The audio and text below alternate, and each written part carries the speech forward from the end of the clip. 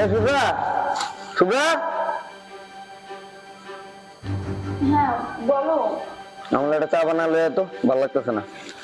চাটা আজকে একটু নিজে করে নাও, আমার মাথাটা খুব ব্যথা করছে, আমি তাকাতে পারছি না ঠিক করে। এই তুই আমার ঢং করতেছস? কাজ বাজ করবি না তো এইভাবে রাগ করতেছস কেন? কাজ বাজ করবি না মানেটা কি? আমি কি করি না? আজকে আমার শরীরটা খারাপ লাগছে, এই জন্যই তো বলছি। ফ্লাক্সে তো চা থাকে, তুমি শুধু একটু নিয়ে আসবে চিনি মিলে, তাই এটাতে এত কিছু মানে এভাবে বলার কি আছে? এসব ইয়া বাদ দিয়ে সুন্দর মতো চাটা বানানো, একদম কান সামনে থাপড়া লাল করে ফেলবো। কি কথা বলছো তুমি? তুমি আমার গায়ে হাত তুলবে মানে? জানি না তোর মুখে অনেক বলি ফুটতেছে, তোর কিন্তু এখন যে কোনো একটা লাগাই দিবি। দেখো তুমি কিন্তু আমার সাথে খুব বাজে ব্যবহার করছো, এটা কিন্তু ঠিক না। তোর সাথে কি ব্যবহার করছি? তোর সাথে কি ব্যবহার করছি? হ্যাঁ, বন্ধুর হাতে গুলি করে কেন তোর মুখে? যা যাবো না। তুমি সবসময় আমার সাথে এরকম করো। তোর সাথে কি করছি? এখন তো কিছুই করে সুন্দর মতো চাটা বানা, নাহলে কিন্তু এর চেয়ে খারাপ কিছু করবো। যা ওঠ, ওঠ। ভাইয়া কি হচ্ছে এগুলো? দেখ কাবির, তুই আমার ছোট মানুষ, বড় মাঝখানে আসবি না। আর ঘরের বউ অল্প একটু ইয়া দিলে, লাই দিলে এই মাথায় ছেড়ে বসে। না ভাই শোনো, তুমি অনেক বাড়াবাড়ি করছো ভাই। আমি আজ কয়েকদিন দেখছি তুমি বাড়িটা কেমন ব্যবহারটা করছো দেখতেছি না? সে ব্যক্তিটা অসুস্থ ব্যক্তি, তার সাথে খাওয়া দাওয়া করছো, চা বানিয়ে খাতে চা তুমি নিজে বানিয়ে খেতে পারো না? বলো ভাইয়া, তুমি এটা কখনোই করতে পারো না। আমি কয়েকদিন ফলো করতেছি না, বাড়িটা কেমন ব্যবহার করতেছো, তুই এমন করছে কেন? বলো আমারে, ভাবি কি অন্যায় করছো তোমার কাছে? আমাকে বলো তুমি খুলা। সে ব্যক্তি অসুস্থ, এখন অসুস্থ না, তুমি সে অবস্থাকে বলছো চা বানাইতে। তাহলে আমি ঘরের কাজ কে করবে?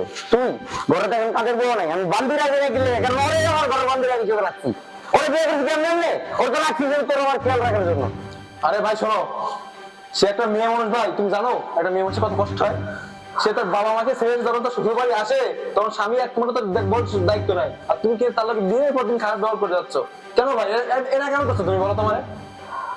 কেন তুমি তাদের ভালো ব্যবহার করতে পারো না? তুমি জানো তুমি যে বাবুর লোক এতটা খারাপ ব্যবহার করো, তারপর নামাজ পড়ে তোমার জন্য দোয়া করে, প্রতিনিয়ত তোমার জন্য দোয়া করে, কান্না করে যে আল্লাহ আমার স্বামীকে তুমি ভালো করে দাও, আমার স্বামী আমার সাথে ভালো ব্যবহার করে। তুমি জানো এগুলো কেন করে? কারণ সে তোমাকে ভালোবাসে, পরিস্থিতি ভালোবাসে তোমারে। কাবির তোর কথা কিন্তু আমার অনেক গায়ে লাগতেছে। ছোট মানুষ ছোট হিসেবে ডাক দেখ, তুমি করতেছ বড় মানুষ কথা বলতেছিস কেন? ভাইয়া শোনো ভাইয়া, এতদিন না তোমার অত্যাচার অনেক সহ্য করছে ভাইয়া, প্লিজ এগুলো করো না আমার সাথে, এগুলো তুমি করো না। সে একটা মেয়ে মানুষ ভাই, তাকে বোঝার চেষ্টা করো তুমি একবার, তার সিচুয়েশন কেমন। থাক না ভাই, কথা বলো না, আমি যাচ্ছি। না ভাই তুমি থামা হয়েছে। হ্যাঁ ভাই, যদি আজকে আমার ভাবি না হয়তো আমাদের বোন হইতো, তুমি এটা করতে পারতো সাথে? বলো, করতে পারতে? তাহলে কেন ভাইয়া, কেন আমার তার সাথে ব্যবহার করছে ভাই? তাহলে তো আমি নিজের বোনের মধ্যে দেখতে পারি না? বলো পারি কিনা বলো ভাই? তার লগে দিনের পর দিন তুমি খারাপ ব্যবহার করে যাচ্ছ, এটা ঠিক না ভাইয়া। কারণ সে একটা মেয়ে মানুষ, সে যখন বাবা মাকে ছেড়ে স্বামীর বাড়ি আসে, তখন একমাত্র স্বামী তার দেখভালের দায়িত্ব নাই, আর আমাদের মা বাবাও নাই। তার সারাদিন সময় কেমন কাজ করছো? একটা আমাদের মা বাবা থাকলে তার সাথে গল্প করে সময় কাটতো, কিন্তু একমাত্র তুমি আছো তার লাইফে। এখন তুমি তার সাথে ব্যবহার করো, সে কোথায় যাবে বলো? তার যাওয়ার জায়গা আছে? সে কোথায় যাবে বলো? সে একটা মেয়ে মানুষ, এটা করতে পারো না ভাই। আর তুমি তার সবচেয়ে বড় কথা কি জানো ভাই? তুমি বাবির লোক এত খারাপ ব্যবহার করো, এত অত্যাচার করো, তার ভাবে কি করে জানো? প্রতি রাতে নামাজে আমি দেখছি নিজে, প্রতি রাতে নামাজ পড়ে নামাজে পাঠিয়ে বসে উপর আল্লাহর কাছে দোয়া করে, মনোজাত করে, হে আল্লাহ তুমি আমার স্বামীকে সুস্থ করে দাও, আমার স্বামী আমার সাথে খারাপ ব্যবহার না করে, আমি ভাবি আমার স্বামীর মেজাজ তুমি ঠিক করে দাও, আমি তার মনের মতো স্ত্রী হতে পারি। এগুলো প্রতি রাতে তোমার জন্য দোয়া করে। কেন ভাইয়া এগুলো কেন করে বলো? কারণ সে তোমাকে পুরোপুরি ভালোবাসে ভাইয়া। তুমি ভাবির সাথে এরকম করো না, আর এত তুমি যা করছো না, ভাবির কাছে ক্ষমা চাও ভাইয়া। আরে ভাই, তুই ঠিক বলছিস।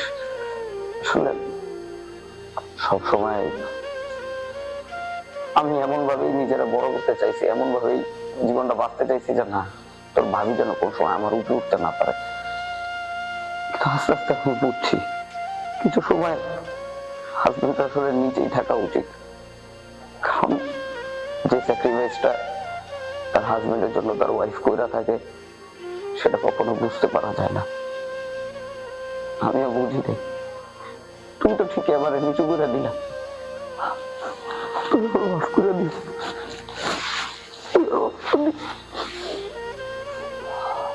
ভাবি দেখো, ভাইয়া কিন্তু তার নিজের ভুলটা বুঝতে পারছে, তুমি প্লিজ ভাইয়ের উপর ক্ষমা করে দাও, ভাইয়ের উপর রাগ করো প্লিজ ভাই, বা ভাইয়ের উপর আমার তোমার ক্ষমা হচ্ছে ভাবি, দেখো প্লিজ তুমি রাগ করো না না, আমি কোনো রাগ করিনি, আমার তোমাদের কারোর উপর কোনো অভিযোগ নেই।